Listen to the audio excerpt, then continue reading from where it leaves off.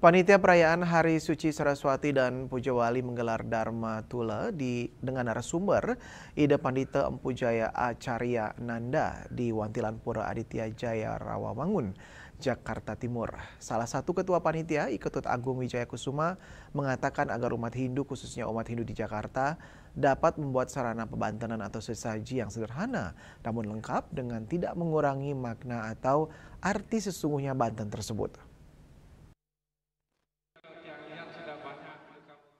Panitia Perayaan Hari Suci Saraswati dan Puja Wali menggelar kegiatan Dharma Tula dengan narasumber Ida Pandita Empu Jaya Acarya Nanda yang berlokasi di Wantilan Pura Aditya Jaya Rawamangun, Jakarta Timur. Salah satu ketua panitia, Iketut Agung Wijaya Kusuma, mengatakan agar umat Hindu, khususnya umat Hindu di Jakarta, dapat membuat sarana pebantenan atau sesaji yang sederhana namun lengkap.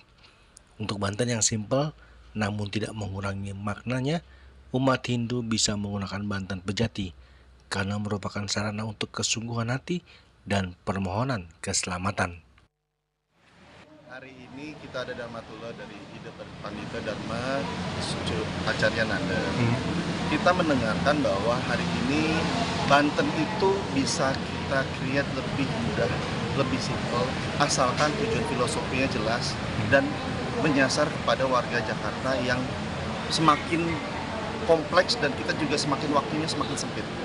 Oleh karena itu, para umat Semeton Sarang Sami yang ada di Jakarta, kita mendengarkan pintekat dari Ida Pandita bahwa kita Jakarta ini semakin kompleks dan Bantennya semakin bisa diringkaskan.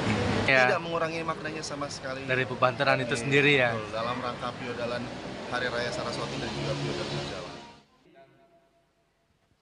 Iketut Agung Wijaya Kusuma menambahkan, yang terpenting dalam membuat dan mempersembahkan Banten adalah niat yang tulus ikhlas. Dengan niat tersebut, Banten sederhana pun dapat dipahami maknanya secara mendalam. Dari Jakarta, Julius Soeharta dan Ketut Sumadiasa melaporkan.